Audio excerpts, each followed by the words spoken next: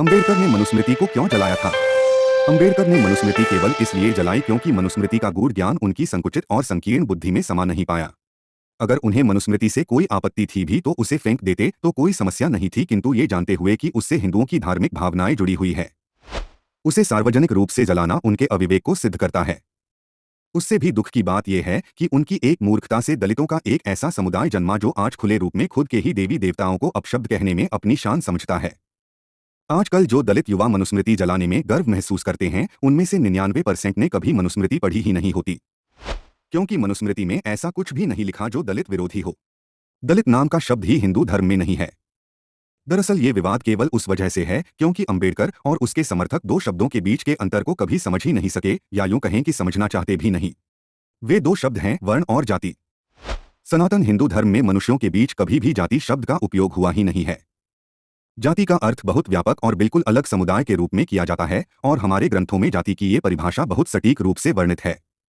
जैसे मनुष्य एक अलग जाति है, उसी प्रकार राक्षस, दैत्य, दानव, नाग, यक्ष, गंधर्व इत्यादि ये अलग अलग जातियां हैं। ये जातियां एक दूसरे से बहुत भिन्न होती थी। आप समझ सकते हैं कि मनुष्य और राक्षस ये दोनों जातियां कितनी भिन्न है। लेकिन कभी भी मनुष्यों के अंदर अलग अलग जातियों का वर्णन नहीं किया गया है। ये बिल्कुल सत्य है कि मनुष्य जाति सदा से 4 वर्णों में बंटी हुई थी, जिसे कुछ अल्पबुद्धि व्यक्तियों ने जाति समझ लिया। क्या वर्ण व्यवस्था गलत है? नहीं, बिल्कुल नहीं। ऐसे बचकाने कुतर्क वही व्यक्ति देते हैं जिन्हें वर्ण का वास्तविक अर्थ ही नहीं पता। आइए एक बार संक्षेप में वर्ण को समझ लेते हैं। जो 4 वर्ण हमारे धर्म ग्रंथों में वर्णित हैं, वो सभी परमपिता ब्रह्मा से ही उत्पन्न हुए हैं और इसीलिए समान हैं। मैं एक बार पुनः दोहराता हूं, बिल्कुल समान हैं। अब आप में से कोई पूछ सकता कि अगर समान है तो फिर 4 अलग अलग वर्ण की क्या आवश्यकता थी? किसी कंपनी में 4 मैनेजर हैं, एक सेल्स मैनेजर, दूसरा एचआर मैनेजर, तीसरा आईटी मैनेजर और चौथा सिक्योरिटी मैनेजर। 99% लोगों ने अपने संस्थानों में इस प्रकार की व्यवस्था देखी होगी। अब चारों के पद समान हैं, किंतु उनका कार्य अलग अलग है। अब आप सोचिए कि अगर सेल्स मैनेजर आईटी के काम में या आईटी मैनेजर सिक्योरिटी के काम में दखलंदाजी करने लगे तो क्या कंपनी एक दिन भी चल पाएगी? ये व्यवस्था इसलिए बनाई गई है ताकि कंपनी का काम सुचारू ढंग से चल सके। वास्तव में वर्ण व्यवस्था मनुष्यों का नहीं बल्कि उनके दायित्वों का वर्गीकरण है।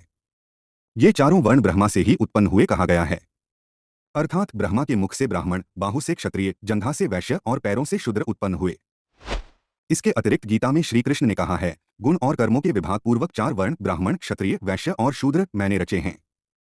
इस प्रकार उस सृष्टि रचनादि कर्म का कर्ता होने पर भी तू मुझे अकर्ता, अविकारी ही जान। यहाँ गुणों का से तात्पर्य सतोगुण, रजोगुण व तमोगुण से है। ब्राह्मण ये ब्रह्मा के मुख से उत्पन्न हुए, ब्रह्मा प्लस मन। इन्हें ब्रह्मदेव ने ज्ञान, शिक्षा और बौद्धिकता का दायित्व दिया। इनका कार्य था कि समाज में सभी व्यक्तियों को शिक्षित करना और ब्रह्मा से उत्पन्न ज्ञान को एक एक जन तक पहुंचना ताकि आम जन अपना भला बुरा समझ सके। अब चूंकि उन्हें ज्ञान बांटना था, इसीलिए उन्होंने पहले ज्ञान अर्जित किया। इसी कारण इन्हें गुरु कहा जाने लगा। क्षत्रिय ये ब्रह्मा के बाहु से उत्पन्न हुए, जिन्हें ब्रह्मा ने समाज की रक्षा का दायित्व दिया। जिस प्रकार श्रीहरि विष्णु ब्रह्मा द्वारा रचित इस सृष्टि की रक्षा करते हैं, उसी प्रकार क्षत्रियों का दायित्व था कि वे समाज के प्रत्येक व्यक्ति की रक्षा करें। चूंकि इन्हें सबकी रक्षा करनी थी, इसी कारण इन्होंने शास्त्र के साथ शस्त्र शिक्षा लेनी भी आरंभ की ताकि ये दुष्टों का प्रतिकार कर सकें। वैश्य ये ब्रह्मा के जंघा से उत्पन्न हुए, जिन्हें ब्रह्मा ने व्यापार, वित्त, वाणिज्य और उद्योग के प्रसार का दायित्व प्रदान किया। बिना अर्थ धन के कोई समाज उन्नति नहीं कर सकता, इसी कारण इनका दायित्व व्यापार और धन का सृजन कर उसे समाज के कल्याण के लिए खर्च करना था। इसके अतिरिक्त समाज के अन्य वर्णों के व्यक्तियों को रोजगार प्रदान करने का दायित्व भी इनका था। शूद्र ये ब्रह्मा के पाद से उत्पन्न हुए और ब्रह्मा ने इन्हें भूमि, कृषि और अन्न उत्पन्न करने का दायित्व प्रदान किया। अन्न एवं भोजन के बिना कोई प्राणी जीवित नहीं रह सकता। सभी मनुष्यों को अन्न मिले, इसका दायित्व शूद्रों पर था। भूमि पर अधिकार भी शूद्रों का ही होता था, इसी कारण इनका सम्मान बहुत था। शूद्र का अर्थ होता है शुच प्लस द्र, अर्थात वो जिनके अंदर शुचि, पवित्रता, दौड़ती अर्थात प्रवाहित होती हो। इतने सुंदर भावार्थ को अज्ञानियों ने कितना कलुषित बना दिया। क्या एक वर्ण के व्यक्ति को क्या केवल वही काम करना पड़ता था जो उसके लिए निर्दिष्ट था? नहीं, ऐसा नहीं है। पुरातन काल में ये व्यवस्था थी कि व्यक्ति अपने कर्मों द्वारा अपना वर्ण बदल सकता था। वो वर्ण व्यवस्था पूर्णतः कर्म प्रधान थी। कुछ उदाहरण देखिए है। परशुराम और द्रोणाचार्य ब्राह्मण थे किंतु कर्म से क्षत्रिय बने। वेदव्यास और वाल्मीकि जैसे महान ऋषि शूद्र वर्ण में जन्मे किंतु अपने कर्म से ब्राह्मणत्व को प्राप्त हुए। सत्राजित वैश्य था किंतु उसने कर्म से शूद्र वर्ण प्राप्त किया और असीमित भूमि प्राप्त की। विश्वामित्र क्षत्रिय थे किंतु अपने कर्म से न सिर्फ ब्राह्मण बने बल्कि ब्रह्मर्षि पद को प्राप्त किया। अर्थात अपने कर्मों द्वारा व्यक्ति एक वर्ण से दूसरे वर्ण में जा सकता था, इस पर कोई रोक टोक नहीं थी। जिन्हें ये गलतफहमी है कि शूद्र नीचा वर्ण था, उसे ये जानना चाहिए कि शूद्र वर्ण में जन्मे महर्षि वाल्मीकि के सामने भगवान श्रीराम शीश झुकाते थे। निषादराज गो श्रीराम के अभिन्न मित्र थे। उसी प्रकार शूद्र वर्ण में जन्मे वाल्मीकि के सामने भगवान श्री कृष्ण नतमस्तक रहते थे। दलित समाज के मन में ये बात भर दी गई है कि दलितों पर हजारों वर्षों से अत्याचार हो रहा है, जो बिल्कुल गलत है। भारत में प्राचीन काल से दलित और सवर्ण का कभी कोई भेद नहीं था। ये विवाद केवल 500 से 600 वर्ष पुराना है। समस्या आरंभ हुई जब मुगलों ने भारत पर आक्रमण किया और फिर यहाँ की सत्ता हथिया ली। उन्होंने जबरन हिंदुओं का धर्म परिवर्तन करवाया, जो न माने उन्हें मार डाला गया। उसी काल में पहली बार सवर्ण दलित फूट की नींद पड़ी। ये फूट खाई में तब तब्दील हुई जब 17वीं शताब्दी में पहले पुर्तगाली और फिर अंग्रेजों के पास सत्ता आई। उन्होंने अपने शातिर दिमाग से इस छोटी समस्या को बहुत बड़ा बना दिया। दलित समाज को जानबूझकर ऐसे कार्यों में लगाया जाने लगा जिससे उनके आत्मसम्मान को चोट लगे। अपने 200 वर्षों के शासन में अंग्रेजों ने इस गलतफहमी को बद से बदतर कर दिया। ये इसीलिए भी आवश्यक था क्योंकि उनके पास सैन्य बल बहुत कम था और अगर वे हिंदुओं में आपसी फूट न पड़वाते तो उनका राज्य कर पाना असंभव होता। फिर अंग्रेज चले गए और काले अंग्रेज आ गए जो आज संसद में बैठते हैं। उन लोगों ने इस स्थिति को भयावह बना दिया है। वे केवल ऊंची नीची जाति के खेल तक नहीं रुके बल्कि उन्होंने ब्राह्मणों, क्षत्रियों, वैश्यों और शूद्रों के आंतरिक समाज तक में फूट पड़वा दी। आज दलित महादलित के लिए और लिंगायत ब्राह्मण समाज से अलग होने के लिए लड़ रहा है। ये दलित शब्द उन्हीं धूर्तों की देन है, अन्यथा इससे पहले कभी ये शब्द उपयोग में नहीं लाया गया था। महात्मा गांधी दलित के स्थान पर हरिजन शब्द का प्रयोग करते थे, हालांकि इसकी कोई आवश्यकता ही नहीं थी। रही सही कसर अंबेडकर ने जातिगत आरक्षण देकर पूरी कर दी। उससे भी अधिक नुकसान उनकी विचारधारा ने किया जो पेरियार से प्रभावित थी। 25 दिसंबर 1927 को अंबेडकर ने पवित्र मनुस्मृति जलाकर सारी हदें पार कर दी। बाद में अंबेडकर स्वयं तो बौद्ध धर्म अपनाकर अलग हट गए और दलित समाज को आपस में लड़ने छोड़ दिया।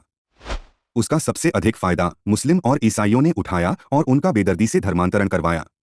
आपको ये जानना चाहिए कि अंबेडकर को लंदन भेजने और पढ़ाई का पूरा खर्च एक ब्राह्मण जमींदार ने उठाया था। जब देश के लोगों के पास पहनने को कपड़ा नहीं था, उस काल में अंबेडकर सूट टाई पहनते थे। आपको कदाचित ज्ञात ना हो किंतु आरक्षण मूल संविधान में केवल 10 वर्ष के लिए था, लेकिन दलित समाज सदा केवल दलित ही बना रहे, इसीलिए इन काले अंग्रेजों ने कभी इसे समाप्त नहीं किया। हिंदू धर्म की वर्ण व्यवस्था को कुछ स्वार्थी लोगों ने अपने फायदे के लिए जाति प्रथा में बांट दिया ताकि हिंदू आपस में ही लड़कर कमजोर हो जाएं और ये सदा राज करते रहें। हिंदुओं को दलित विरोधी दिखाने के लिए अंग्रेज और उस समय के इतिहासकार इस हद तक गए कि उन्होंने हमारे आराध्य श्रीराम के चरित्र हनन के लिए सीता निर्वासन और शंबूक वध जैसे घटिया और झूठे प्रसंग रामायण में डलवाए, जबकि वाल्मीकि रामायण में शंबूक नाम का कोई चरित्र ही नहीं है। दूसरे काकभूषुंडी और गरुड़ के संवाद से वाल्मीकि का कोई लेना देना नहीं है, आखिर इसे क्यों जोड़ा गया वो समझने में प्रयास करें। वाल्मीकि एक शूद्र होकर महर्षि पद कैसे प्राप्त कर सकते हैं? कदाचित ये बात उन लोगों को हजम नहीं हुई जो दलितों को सवर्णों से अलग करना चाहते थे। अन्यथा कोई कारण नहीं है कि जो वाल्मीकि रामायण के 6 कांडों में श्रीराम द्वारा वनवासी दलितों का उद्धार, निषादराज और शबरी से प्रेम, औरतों और वानरों और भालुओं के प्रति भी उनका सम्मान दिखाते हैं, वो अचानक उत्तरकांड में श्रीराम से ही शंबूक वध करवा दें। दर्जनों अंबेडकरवादी इस पर टिप्पणी में मुझे भला बुरा कहेंगे। उनसे अनुरोध है कि इस उत्तर का मर्म समझें। ये केवल ये बताने के लिए है कि हिंदू धर्म में जाति नाम की कोई चीज नहीं है। इसे बहुत बाद में दलितों के शोषण के लिए बनाया गया। ये जाति और वर्ण का अंतर समझने के लिए लिखा है, ना कि सवर्ण और दलित के विषय में बहस करने को।